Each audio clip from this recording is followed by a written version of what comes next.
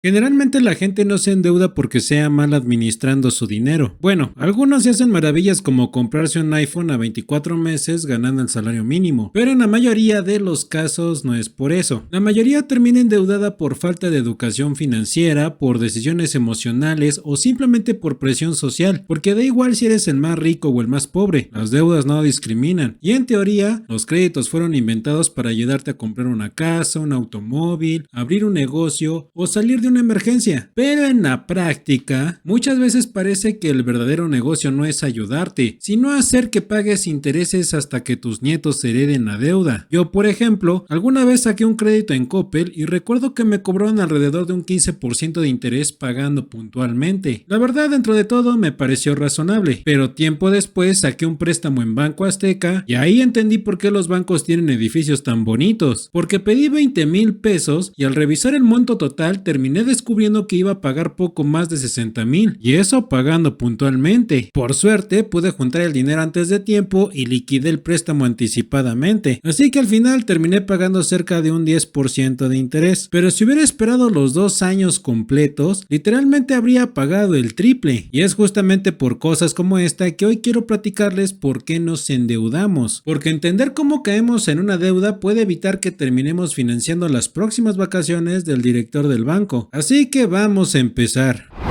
Este punto se refiere a una tendencia muy humana. Preferimos una recompensa pequeña e inmediata que una recompensa mucho mejor, pero que requiere paciencia. Por ejemplo, imagina que ves un televisor de 75 pulgadas en oferta por $1,000, pero lamentablemente no tienes dinero. Entonces llega un promotor de la tienda, te sonríe y te dice: "No se preocupe, caballero, lléveselo hoy y páguelo en cómodas mensualidades". Y uno escucha cómodas mensualidades y eso no suena como atraco. Así que aceptas pagar 12 cuotas de $150. Suena bastante razonable, hasta que haces las cuentas y descubres que terminaste pagando $1,800. Es decir, pagaste $800 extra únicamente por no esperar unos meses. Y ese ejemplo todavía es optimista, porque en muchos créditos terminas pagando más del doble. O sea, compras una televisión y de regalo le compras otra igual al banco. Lo más irónico es que cuando por fin acabas de pagar el televisor, ya salió un modelo nuevo, el tuyo ya dejó de ser la novedad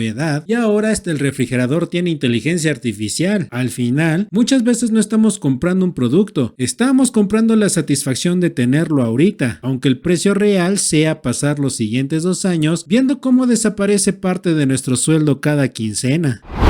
Miren, para vivir realmente necesitamos muy pocas cosas: comida, un lugar donde vivir, atención médica, higiene, ropa adecuada y algún medio de transporte para movernos. Lo demás son solo deseos. ¿Y qué es un deseo? Algo que puede hacer tu vida más cómoda o más divertida, pero que no es indispensable. Ahora, aquí viene lo interesante. Yo trabajé un tiempo en marketing y les puedo decir que una de las principales tareas es precisamente esa: hacer que un deseo se sienta como una necesidad. Hay que convencerte de que necesitas el celular recién lanzado, los tenis de edición limitada, el café de especialidad de $7, la membresía premium del gimnasio o el reloj inteligente que hasta te felicita por respirar. Porque si logran que confundas un "me gustaría tenerlo" con un "lo necesito para vivir", ya hicieron la venta. Por ejemplo, hoy en día un teléfono inteligente sí es prácticamente una necesidad, porque sirve para trabajar, estudiar, hacer trámites, comunicarte y hasta para entretenerte. Pero una cosa es necesitar un celular y otra muy distinta es endeudarte $1,500 por el modelo más nuevo, cuando un celular de $300 hace prácticamente lo mismo para la enorme mayoría de las personas. Esos $1,200 de diferencia no compran una necesidad, compran el privilegio de presumir que tu deuda viene en color titanio. Y si además eres creador de contenido o fotógrafo, muchas veces sigue siendo más rentable comprar una buena cámara y un teléfono que cumpla con lo básico en lugar de gastar una fortuna en un solo dispositivo, porque luego ves los comerciales donde alguien escala el Everest, graba bajo el agua, sobrevive una explosión, aterriza en Marte y el video sale perfecto, pero resulta que detrás de ese comercial hay un equipo de producción de cientos de miles de dólares, iluminación profesional, drones, estabilizadores, edición y probablemente hasta terapia psicológica para el editor.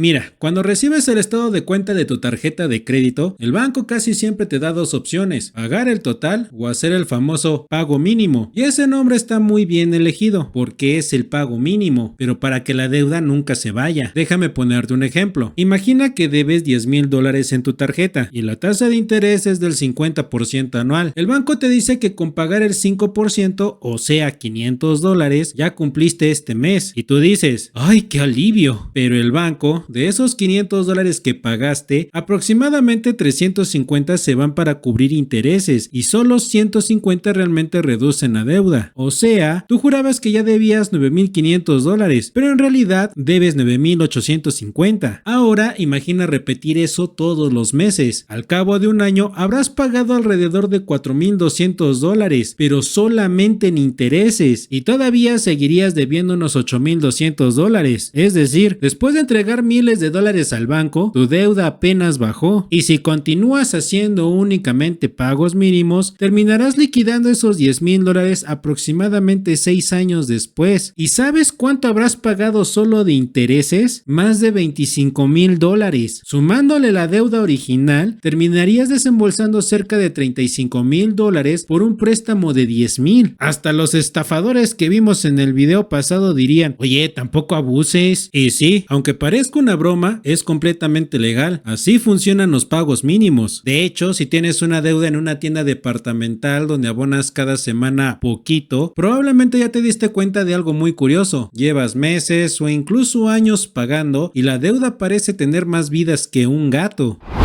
La educación financiera es lo que nos permite tomar mejores decisiones con nuestro dinero, aprender a hacer un presupuesto, entender cómo funcionan los intereses, diferenciar un gasto de una inversión, ahorrar para el futuro y sobre todo, evitar hacer cosas de las que después nos arrepentimos, como financiar un celular durante más tiempo del que duró una relación. Sí, ya me enteré que le regalaste el último iPhone a tu ex y todavía lo debes. Pasas de lanza.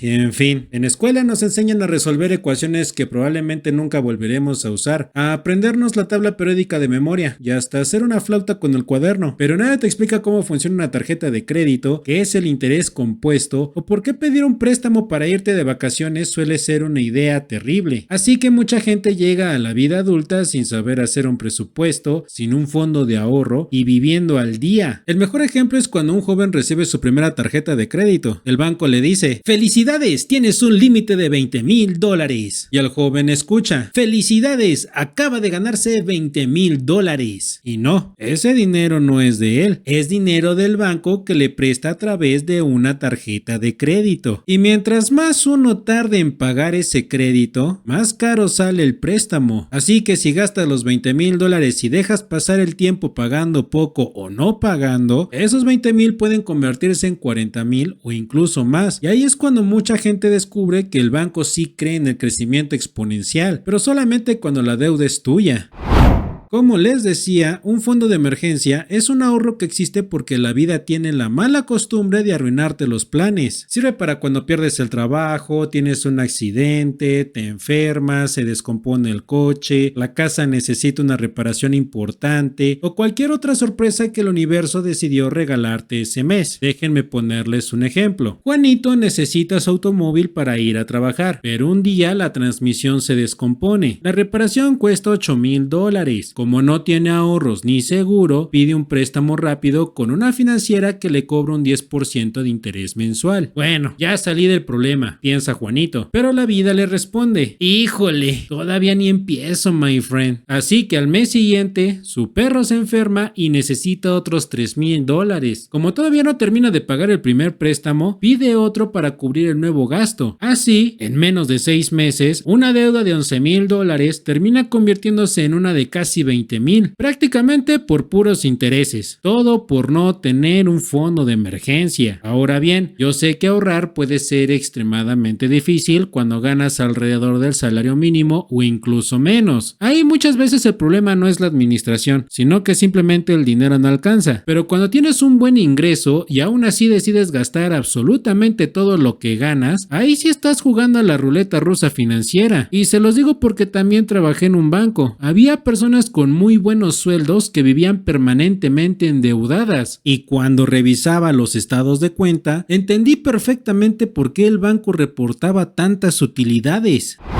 La presión social puede hacer que personas perfectamente inteligentes tomen decisiones bastante inteligentes, pero para el banco. Y desde que existen las redes sociales, esa presión se multiplicó, porque ahora ya no basta con vivir, ahora también hay que aparentar que vives mejor que todos los demás. Hay alguien por mi barrio, medio conocido, que hace algunos años se endeudó para comprarse una motocicleta y un BMW. El problema fue cuando el sueldo que tenía no pudo mantener a ambos. Así que terminó vendiendo la moto para pagar parte de las deudas y se quedó con el BMW. ¿Cuál es el detalle? Que casi ni lo usa porque gasta mucha gasolina y además le da miedo chocar, ya que ni siquiera pudo pagar un seguro, pues resulta que también el seguro te cobra acorde con el carro que tienes. Así que básicamente tiene un automóvil deportivo, pero solo para las historias de Instagram, y hace apenas unos meses parecía que por fin había salido del hoyo, pero no, se volvió a endeudar,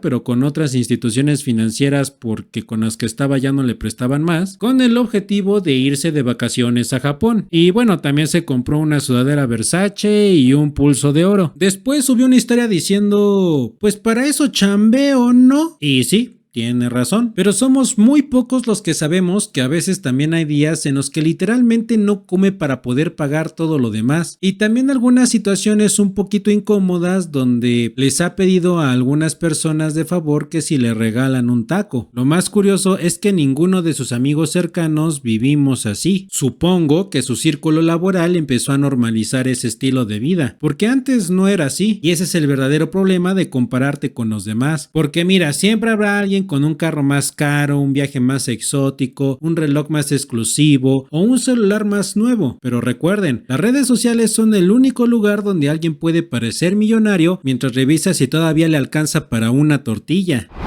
Y llegamos al error número 1, usar una deuda para pagar otra. Suena lógico, pero en el 99.99% de los casos no lo es. Déjame ponerte un ejemplo. Supongamos que ya debes $5,000 en tu tarjeta de crédito, con intereses incluidos. Como ya no puedes pagarla, decides pedir otro préstamo en otra institución financiera para liquidar esa deuda. El nuevo banco te presta los $5,000. Hasta ahí, todo parece una gran idea. El problema es que ese nuevo préstamo también cobra intereses, así que al final terminarás pagando, por ejemplo, unos $7,000. Es decir, tu deuda de $5,000 no desapareció, solo se hizo más grande. Es como intentar apagar un incendio echándole gasolina. Y aquí les voy a dar un consejo basado en mi experiencia trabajando en un banco. Si ya no puedes pagar una deuda, antes de salir corriendo a pedir otro préstamo, habla con tu banco. Créeme, el banco le conviene mucho más ayudarte a recuperar su dinero que verte dejar de pagar. Por eso, en muchos casos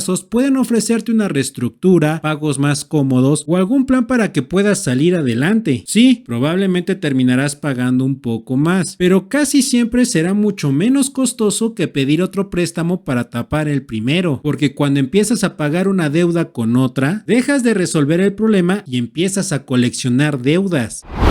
Endeudarte no siempre significa que seas irresponsable o que administras mal tu dinero. Muchas veces simplemente se trata de que tomaste una decisión sin entender completamente sus consecuencias. Y de hecho, usar una tarjeta de crédito no tiene gran ciencia. Úsala, paga el total, respeta las fechas de corte y de pago y listo. No necesitas ser contador, economista, ni hacer una invocación satánica para entender una tarjeta de crédito. Lo complicado no es aprender a usarla. Lo complicado es luchar contra nuestro propio cerebro, porque nuestro cerebro está programado para querer las cosas ahorita, no dentro de 6 meses. Además, vivimos rodeados de publicidad que intenta convencernos de que siempre nos hace falta algo más, como un celular nuevo, un coche mejor, otro viaje, otra pantalla, otra deuda, y para acabarla de amolar, casi nadie nos enseña educación financiera de forma práctica, porque nuestro sistema financiero está diseñado para prestarnos dinero, no para enseñarnos enseñarnos a conservarlo. Sí, hay campañas que hablan de ahorrar e invertir, pero cuando empiezas a investigar aparecen palabras como rendimiento, dividendos, interés compuesto, inflación, CETES y otros 20 términos que hacen que uno termine viendo videos de gatitos en lugar de seguir aprendiendo. Así que no te sientas culpable, pero sí hazte responsable de aprender, de poco en poquito, pero aprende. La próxima vez que quieras comprar algo, pregúntate si realmente lo necesitas o solo lo quieres en ese momento. Aprende a hacer un presupuesto, empieza un fondo de emergencia, paga el total de tu tarjeta siempre que puedas y acostúmbrate a ahorrar, aunque al principio sea muy poco, porque la educación financiera no consiste en hacerte millonario de la noche a la mañana, consiste en evitar que un mal día se convierta en una mala década. Yo soy Corso y recuerden, el único que se hace millonario con un préstamo es el que lo presta. Adiós.